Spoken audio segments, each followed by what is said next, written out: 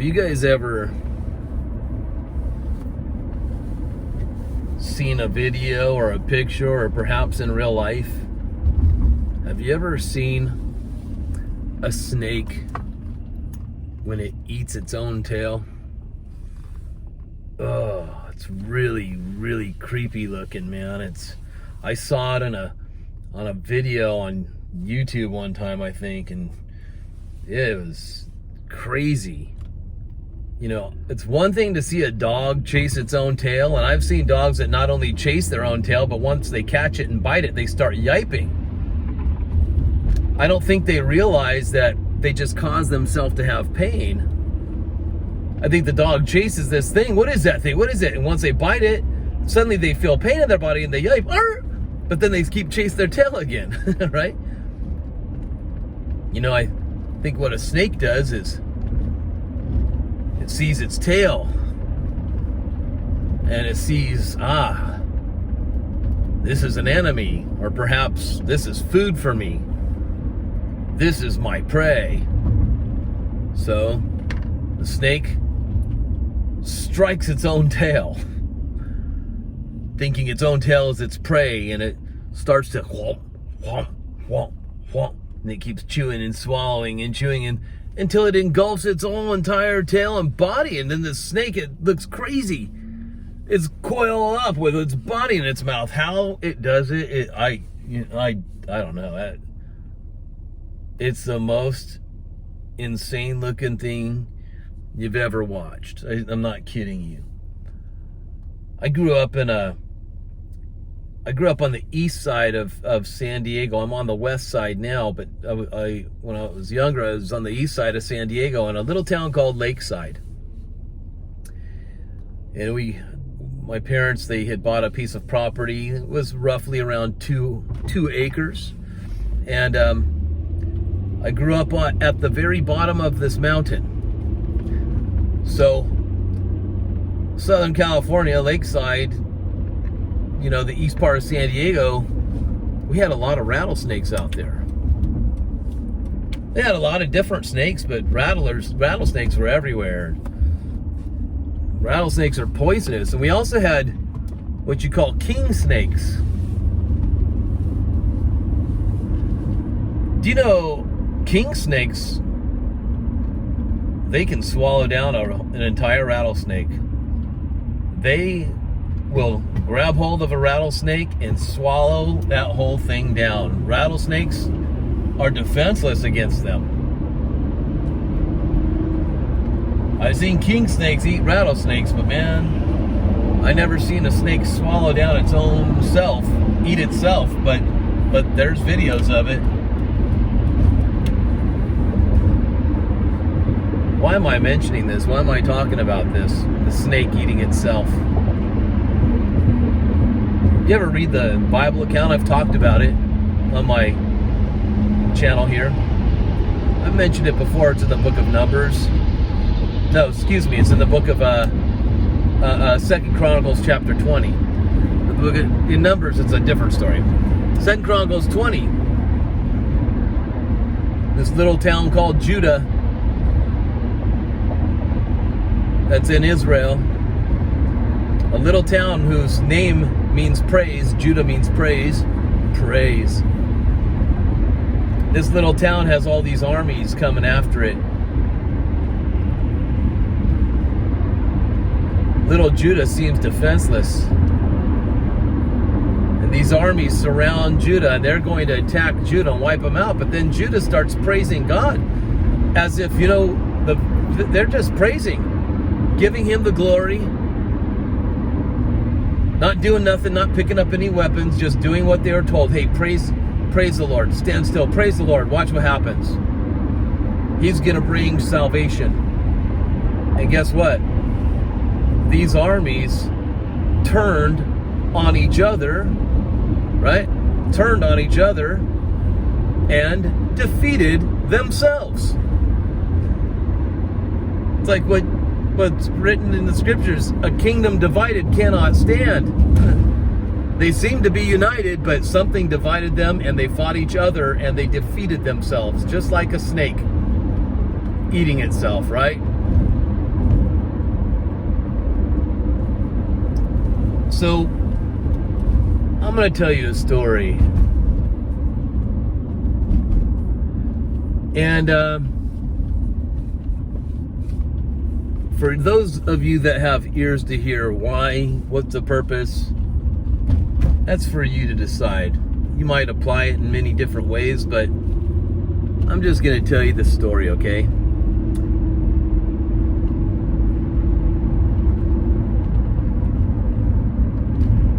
Once upon a time, there was this emperor. The Emperor of Rome. This emperor was growing old in his age, and he had seen many, many battles. And he was getting tired. And he knew that death was knocking on his door. He could feel it in his body. He was up there in age, and so the emperor,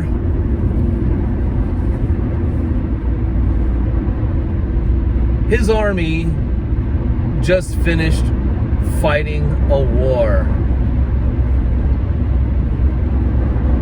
against what they called Germania. And Rome defeats Germania, who they call the barbarians. And this emperor has a commander of his army.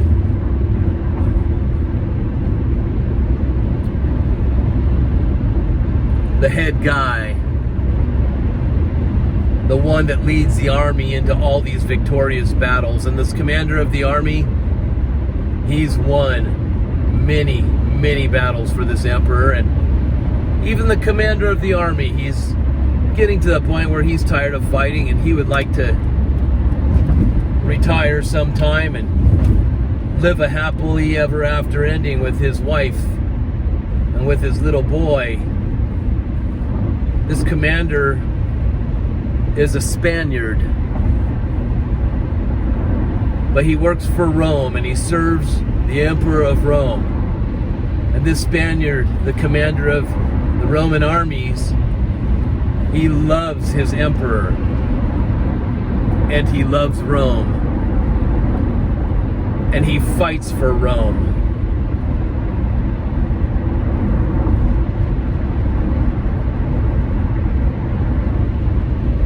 And he honors his emperor, and he honors his duty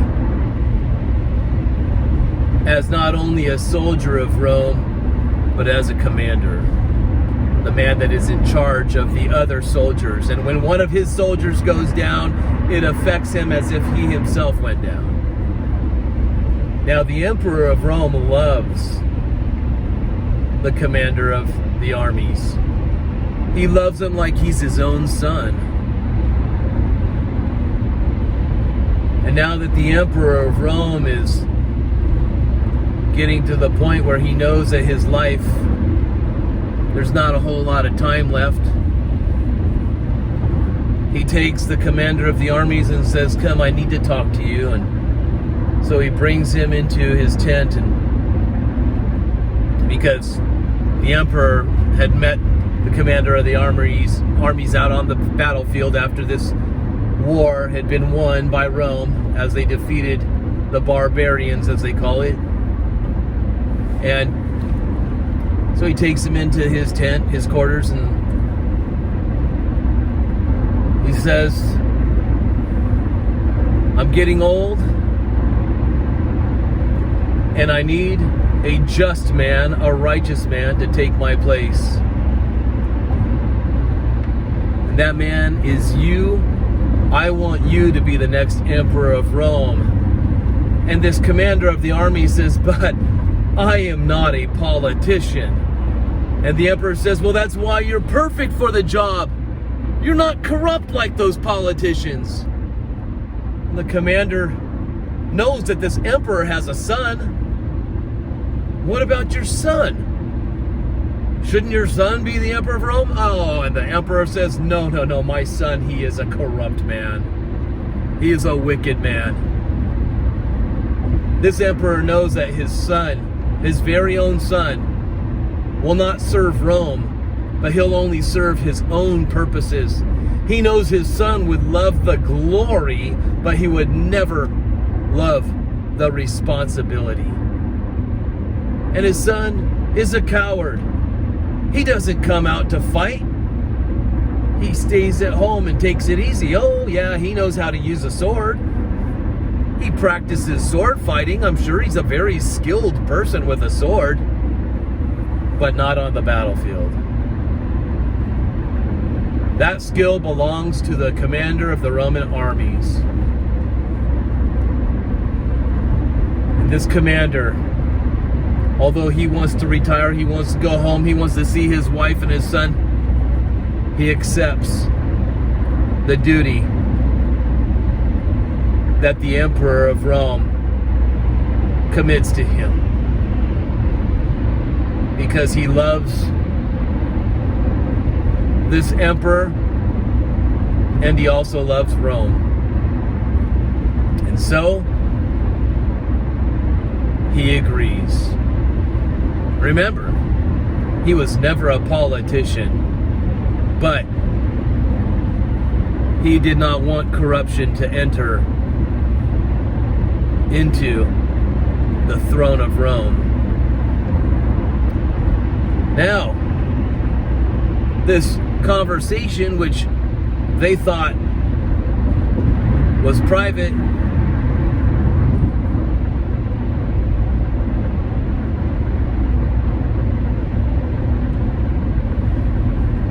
well, it was private, but what happens is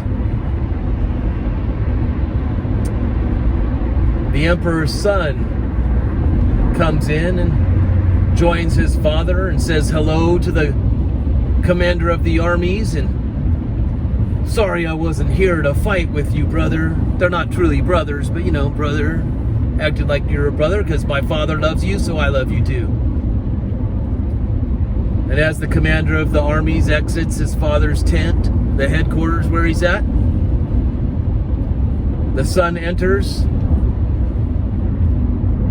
and the father says, son, you are not to take my place as the emperor of Rome. I am going to have the commander of my armies, the Roman armies. He is going to take my place as the emperor of Rome. And this son breaks down and starts crying. And he's so upset. And he just can't believe that his father, his own father, would betray him like that. You remember this son, he does not want the responsibility of what it takes to be an emperor. What he wants is the glory. And so he grabs his father. He's crying, and his father puts his arms around him, and his father's sad to break his son's heart, but this has to be done. And the son takes his father, and he takes his father's head and he puts it in his chest and he squeezes him. And his father can't breathe, and his father's struggling to get a breath of air. And the boy squeezes him and squeezes him and squeezes him and suffocates his father, and his father dies in his arms. And he kills his father. And then this son, he goes and exits the tent and he calls, I believe it's the captain of the guard, and announces, oh yes, not only to him, but also to the commander of the armies, that the emperor is dead. He has died of natural causes. My father is dead. And so, because the commander of the armies told no one, hey, listen, I'm supposed to be the emperor of Rome, the emperor, the father of this corrupt son, has anointed me to be the next emperor. No, nobody found that out just yet. And so what happens is the emperor says to the commander, "Are you going to serve me?" And he says, "No, I will not." And so, the corrupt son of the true emperor, who is now dead, the corrupt son declares that he is now the emperor, and now all of the Roman soldiers are to serve him, and he commands that the once former, now former commander of the armies is to be arrested and executed. And listen, these soldiers, they love that man that was the commander of the armies, but they have to do what they are told. So they arrest him and take him out to be executed. But what happens? The one that was the commander of the armies, he defeats them in battle, although he was wounded severely. But he defeats them and he escapes. Now, the newly appointed corrupt emperor of Rome, the son of the true emperor that is now dead,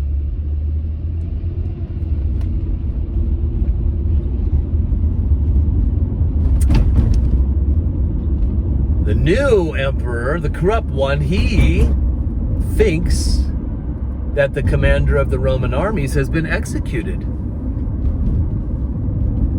But nobody really wants to say anything. They don't want to say, "Hey, we failed and he got away." And so as the commander of the Roman armies, the former commander of the Roman armies, is escaping, and he's on a horse, and he is rushing to get home to his wife and his son, because he just knows that he has to take them, and they need to leave, and they need to escape, and they need to go somewhere else. But when he gets home, he finds that they had killed his wife and his son, burned them to death, and hung them. And he sees his wife and his son with their charred bodies hanging there. And he's weeping as he's bleeding to death because he's been severely wounded. And then he passes out. Now, this wound that he has on his body started becoming very, very infected. And the next thing he knows when he wakes up is he's being carried away by some slave traders that just so happen to find his body laying on the ground, and noticing that he's alive, they take him away. And his wound ends up getting cleaned up, and he ends up surviving. And now he's a slave. And now they turn him into a man that is supposed to go into these arenas, fighting arenas for sport, to entertain people. But it's a blood sport, because it's not like World Wrestling Entertainment. It's not staged. This is fighting to the death with weapons. And although he doesn't want to fight, he refuses to fight. Well, he has to fight to stay alive. But not much is wanting to keep him alive. There's not much desire for him to stay alive except one thing: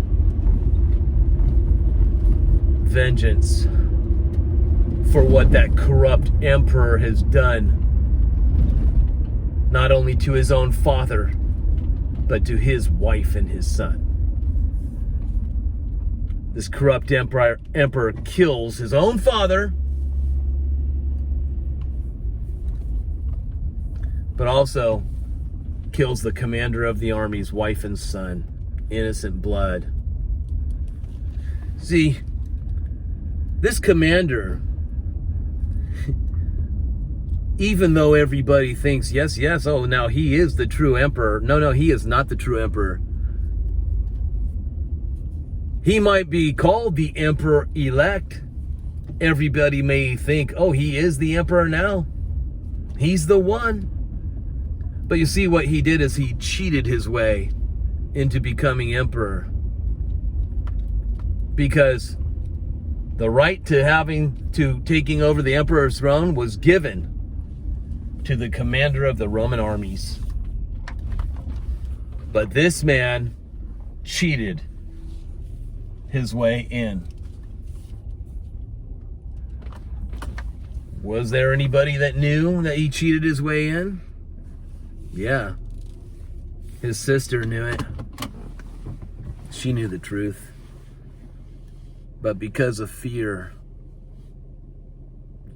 there's just nothing she could do. And she thought that the commander of the armies was dead too. Everybody thought he was dead. Well, most everybody. But he was gone. He disappeared, right? He wasn't around anymore. So maybe he is dead, they think. Perhaps. Is that a good light to use, or is this one better? So, to make a long story even longer, I was going to make a long story short, but I'm reliving it in my mind. And as you can see, I'm not mentioning names of these people. You know, copyright infringement, I don't know if it borders on that, and some of you might not know this story, and you know, I don't want to spoil it for you or anything like that, but I think a lot of you already know who I'm talking about, what's going on, and you'll probably say it on the comments, so whatever. But anyhow, so what happens is this man that was the former commander of the armies, the head of the armies of Rome, now this Spaniard is called a gladiator, a warrior. He fights. He's fighting to stay alive. He's fighting for the king, the emperor, the true emperor. He's fighting for his wife. He's fighting for his son. And fighting for what he thinks is justice, because eventually he's going to make his way to Rome. Because the now new corrupt appointed emperor, see, this emperor wants people to love him, and he wants glory.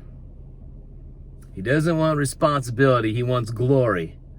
So he does exactly what he knows the people want. They love entertainment.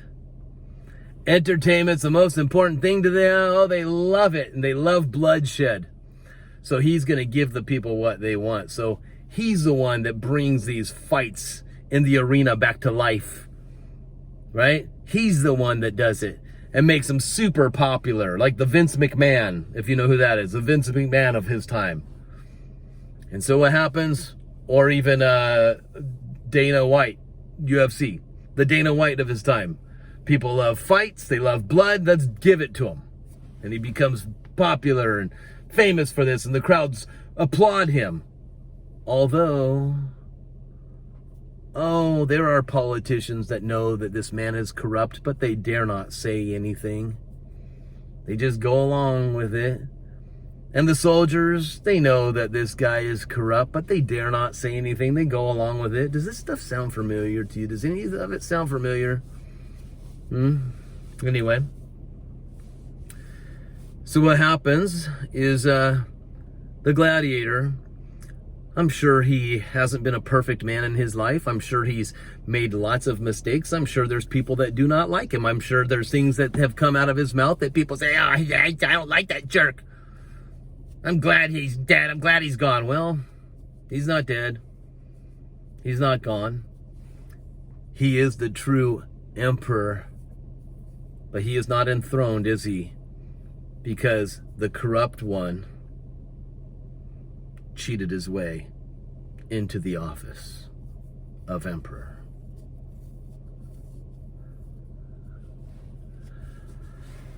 So now this gladiator makes his way to Rome. See, he's still a prisoner. He's a slave. But he makes his way into Rome. And he tells those that have to go out and battle with him against the ones that are going to be in the arena that the emperor chose to fight. So, we've got the Romans against what they're going to call the barbarians. And this time, this gladiator is now known as a barbarian. But as he fights, he always wears a helmet that has this face covering.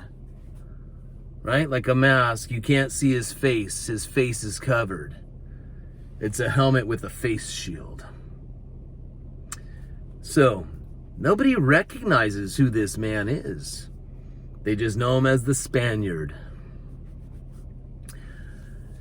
And when he goes to this arena in Rome to fight the Romans against the Germanians, the barbarians, see, the real story is the barbarians had lost. Rome had won. But now, this gladiator tells the men that are with him, if we stand as one, we must fight as one if we're going to win this thing. So he gets them to work together as one. And although they should have easily been defeated, they end up being victorious in this battle. And the emperor and everybody is just shocked. And the emperor says, I must go meet this man that led this army to victory. This group of barbarians. So he goes down to the arena. All the praise to the emperor. Now it's the emperor. He gets the choice to let these men live or die, because all he has to do is put his hand like this, put his thumb sideways like this. And if he puts his thumb up, it means let him live. But if he puts his thumb down like that, execute them. Now you got to remember, he wants the people to love him. He cares so much about the glory. He must win the affections of the people, right? So he goes down to the arena. He wants to meet this gladiator. Gladiator! Or does he call him gladiator? I don't think he calls him gladiator. He says, barbarian, whatever he calls him. He says, what is your name? Take off your mask, your helmet, your face shield. Show me who you are. I want to know who you are. No clue, by the way, who he is. He doesn't have a clue. And what the former commander of the Roman armies, this gladiator, he says, you can call me gladiator. And he turns his back on the emperor and starts walking away. And the emperor's like, how dare you turn your back to me? I said, reveal yourself to me. And the gladiator stops. He takes his helmet and his face shield off, removes it, and he turns around and he says who he is. And the emperor is shocked. Yeah. I'm the husband of a wife and child that were executed. And I served as the commander of the Roman armies under the true emperor. And I will have my revenge. And this emperor, this evil, corrupt, supposedly enthroned emperor who cheated his way into office, he is so shaken up and upset. Oh my goodness. And the Roman soldiers, they're ready to execute this guy, this gladiator, the one that identified himself under his true identity. They're ready to take him. There's some men that are just like, what? He's alive? There's a lot of them that are shocked. And now the crowds are just going hysterical. And they're shouting out his name. And the emperor's like, shh, quiet. Okay, hold on. He puts his thumb like this. Oh, and he wants so bad to have this gladiator executed. He wants so bad to turn his thumb down, but what he does is because the crowds are cheering on, live. Just to please the crowds, he turns his thumb up. Oh, and you can just see how much it's driving him crazy. And he just smiles and he walks away.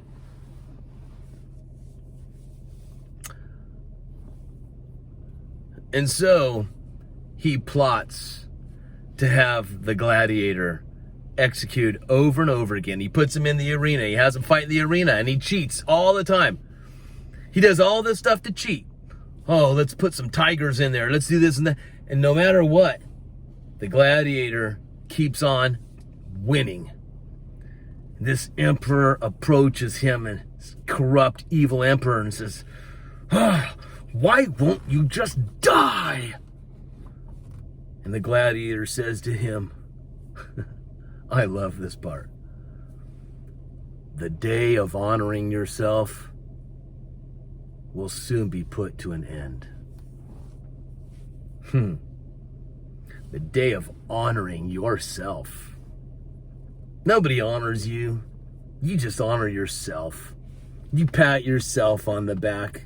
That's all the honor you get. You think you got the glory in the... No. It's just to yourself. You're not the real king. You're not the real emperor. And you know it, and I know it too. You just honor yourself. You cheated your way in. And I'm going to put a stop to it. Like a snake, this evil emperor. So now, he's got a final plan, this evil, corrupt emperor. What he's going to do to win the favor of the people is he is going to fight this gladiator, the former commander of the armies of Rome. He's going to go into the arena and fight him. Oh, yeah. And the crowd just loves it. But before entering the arena to fight this gladiator, he visits the gladiator in his prison cell. And the gladiator's shackled to chains. He's got shackles and he cannot move. The emperor goes up to him and he stabs him in the back. Bleed for me now, brother. And he stabs him in the back. And he hits him in a spot that this gladiator is going to bleed out to death. And then the emperor orders the jail guards to put the armor over the gladiator to conceal his wound. Once again, this emperor has zero honor, and he doesn't mind cheating his way into what he calls victory. And so, they put the armor over the gladiator. So now the crowds won't see that the gladiator's bleeding, he's wounded, nothing, nah. And so, the gladiator, he's put out into the arena, and he's hobbling around. And then the emperor enters the arena, all glory of his own, honoring himself, getting the praise, and the people are just cheering. And what's wrong with the gladiator? He's kind of hobbling around. He's looking down. He's looking dizzy. Is he drunk? Did he drink too much? Or is he shaking in his boots? Is he terrified to fight the emperor? What's going on? He's not himself. And now the fight begins. And the gladiator can barely swing his sword. But that evil emperor's given him everything he's got. And the gladiator just keeps on fighting and blocking and blocking and blocking. And sometimes there's some exchanges. The emperor cuts the gladiator cuts the emperor, and the emperor's shocked. Why won't this guy just die? And then the gladiator finds himself over and over again entering into what his heaven looks like in his mind. And he's walking through this field of what looks like golden wheat, and he's running his hands along the golden wheat, and he sees his wife and his son in the distance welcoming him home. Daddy, Daddy! And his wife so happy to see her husband. And as he's seeing this in his mind, the emperor takes the opportunity. Now I'm going to strike, and he goes to strike him. The gladiator snaps out of it and protects himself once again. And as they're fighting, the gladiator actually knocks the sword out of the emperor's hand, the false emperor, the wicked man. And now the soldiers that are standing around the arena, they know there's something fishy going on. They see this guy truly is a snake, even though they knew it all along. But now they're seeing the corruption, and this isn't right, because now this emperor's sword's been knocked out of his hand. And now the emperor's crying out to the Roman guards, the soldiers, "Give me your sword! Give me your sword!" And as they're about to give him the sword, the captain of the guard says, "No! Sheathe your swords! Put them back where they belong." And they do it. They listen to him. But then the gladiator, he goes back into his heaven. And there he is again. He sees his wife and his son, and you can see him reaching out to something. And the crowds, it's all silent. Everybody's watching like, what's he doing? He's reaching out. I mean, they don't see that he's wounded. Why is he dying? What's going on? He didn't get wounded. They don't know about the stab in the back that the emperor put into him. They don't know about that wound. Everything's quiet. And the gladiator's reaching, and he's reaching for his wife and his son in his heaven. And that's when the evil emperor whips out a knife, a dagger that he was concealing. Gotcha now. And he goes to stab the gladiator. And the gladiator once again snaps out of it, blocks the attack, and starts punching that emperor. Boom, boom, boom, and knocks him down. And the emperor tries to get up and stab the gladiator. And the gladiator, no, you're going to stay down. He grabs his hand. And the emperor starts punching him with his other hand.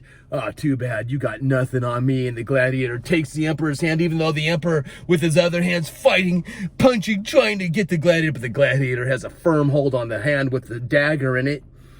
And he takes the emperor's hand and he turns it on him. And the emperor's using his other hand to punch him, and he realizes his punches have zero effect. He grabs his hand, so now he's got two hands trying to hold back the gladiator, but that gladiator takes his strong arms and starts pushing him till the emperor's very own dagger goes right into his very own throat.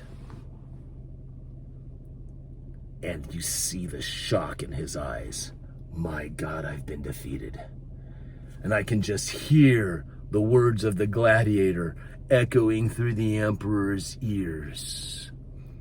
The time of honoring yourself will soon come to an end.